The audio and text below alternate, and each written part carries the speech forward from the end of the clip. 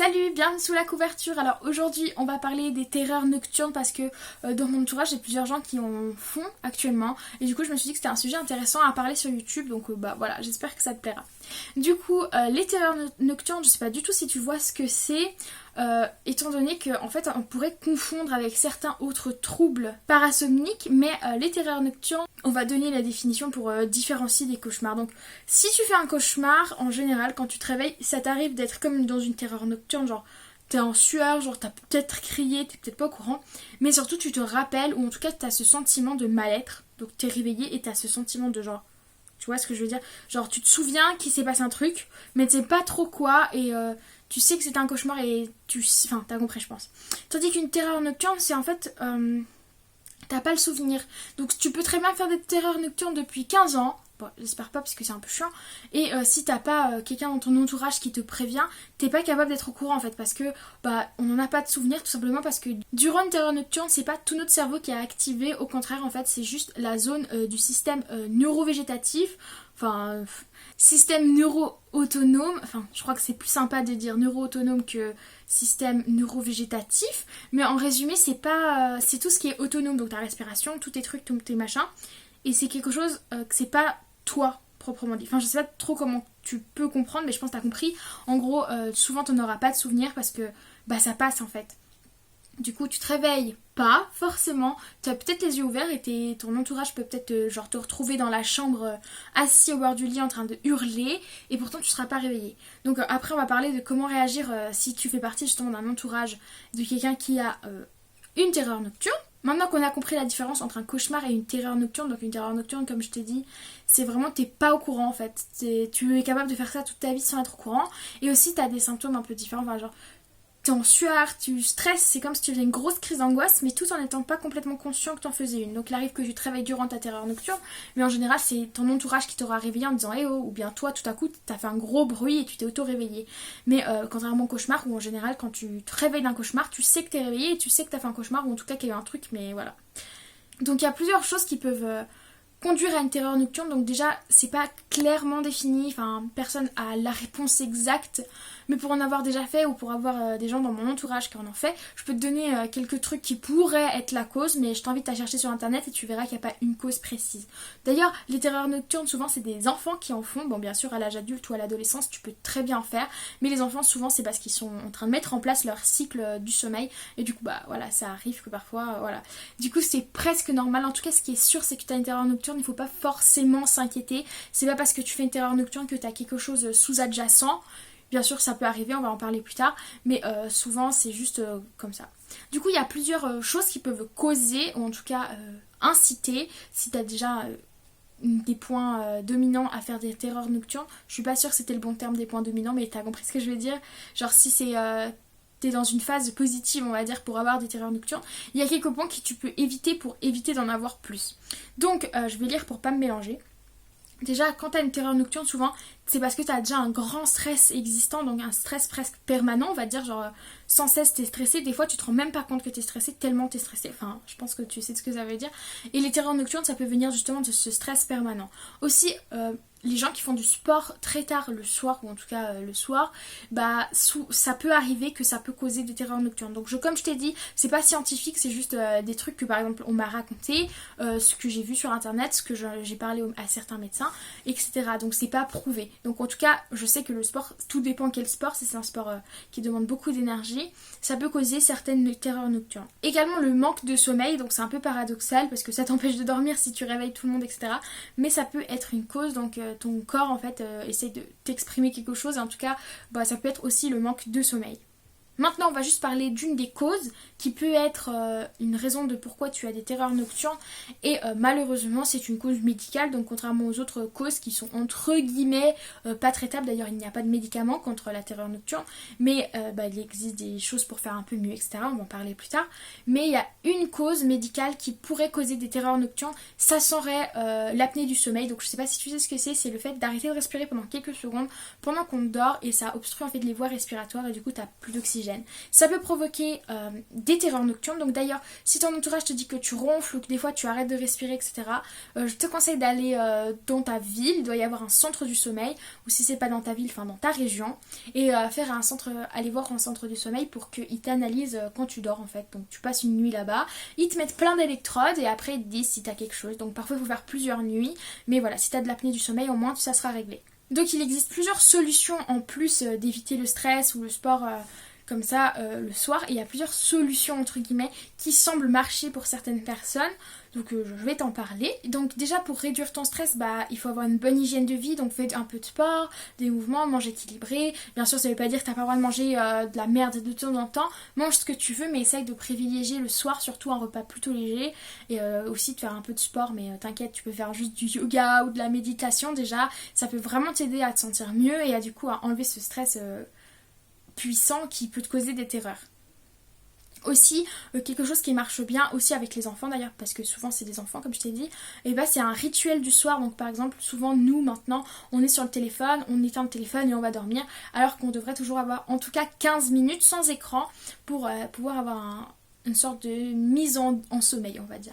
Donc je te conseille de faire une routine du soir si tu veux.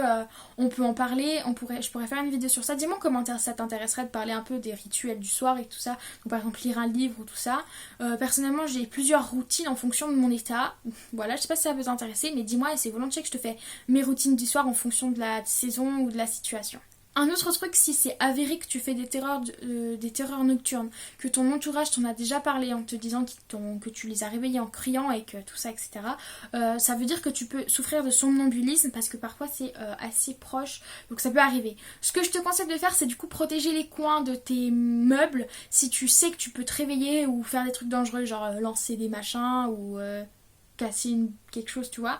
Donc essaie de protéger les coins de tes meubles. Donc il existe des trucs pour enfants pour protéger, mais tu peux aussi juste prendre des balles de ping-pong ou de tennis, tu les coupes, tu mets dans le coin, ou même des scotch très mous, enfin t'as compris quoi.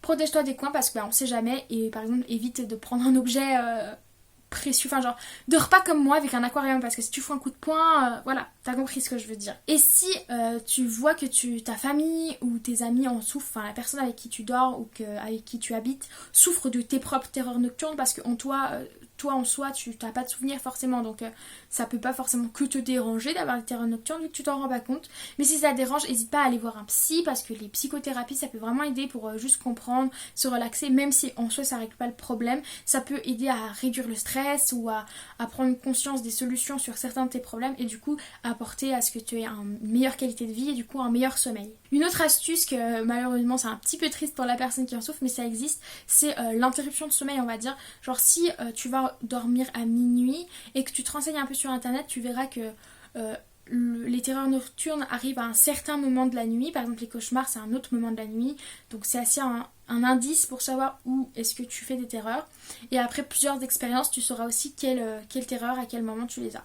Du coup par exemple imaginons que tu les as à 3h du matin, il y a beaucoup de personnes qui mettent leur réveil un peu plus tôt pour se réveiller, faire pipi, boire un verre et revenir se coucher, et du coup ça te coupe dans ta nuit de sommeil, mais ça t'empêche pas de te reposer quand même, mais ça t'empêche d'arriver au point où justement tu vas faire une crise. Donc du coup imaginons que c'est à 3h que tu fais des crises en général de terreur nocturne et que tu vas te coucher à minuit, mets ton réveil à 2h50 ou 2h30, tu vas faire pipi, tu bois un verre d'eau, tu reviens te coucher et du coup ça t'a enlevé la phase de sommeil où tu peux faire une terreur nocturne sans t'empêcher pour autant de dormir. Donc c'est peut-être une solution, mais bien sûr c'est pas la meilleure solution parce que ça t'empêche d'avoir un cycle du sommeil adéquat.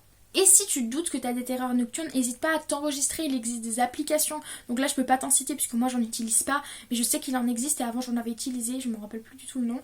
C'est des applications qui t'enregistrent quand tu fais du bruit la nuit, du coup le matin tu peux enregistrer, t'écouter et savoir ce que tu as fait durant la nuit. Donc c'est très pratique pour les gens qui parlent durant la nuit ou qui font de l'apnée, ceux qui se demandent s'ils font de l'apnée et qu'ils n'ont pas les moyens d'aller dans un centre du sommeil, etc., etc. Et du coup si tu fais des terreurs nocturnes, tu seras obligé d'être au courant parce que tu cries vraiment.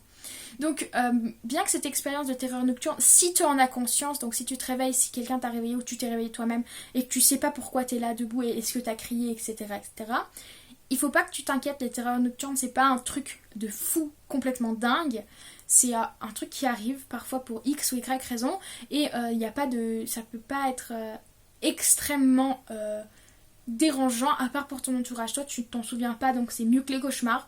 Bien sûr je te conseille quand même d'en parler avec un médecin si tu as des terreurs nocturnes à répétition, ou si tu es dangereux pour toi-même ou pour les autres.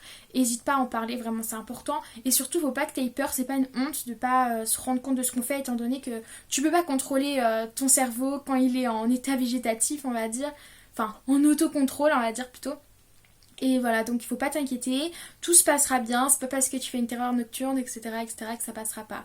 D'ailleurs, en général, tu fais quelques terreurs nocturnes à la suite, et dès que tu commences à te rendre compte que tu fais des terreurs nocturnes, t'arrêtes de les faire, donc génial, et de temps en temps, tu t'en refais une, donc voilà. Si t'es parent et que tu regardes cette vidéo parce que ton enfant a des terreurs nocturnes, stresse pas, tu peux regarder sur internet d'ailleurs, tu verras que c'est une phase plus ou moins normale, que beaucoup d'enfants passent par là, et que bah voilà, c'est comme ça, et c'est difficile, et surtout c'est très angoissant de pas savoir quoi faire pour aider.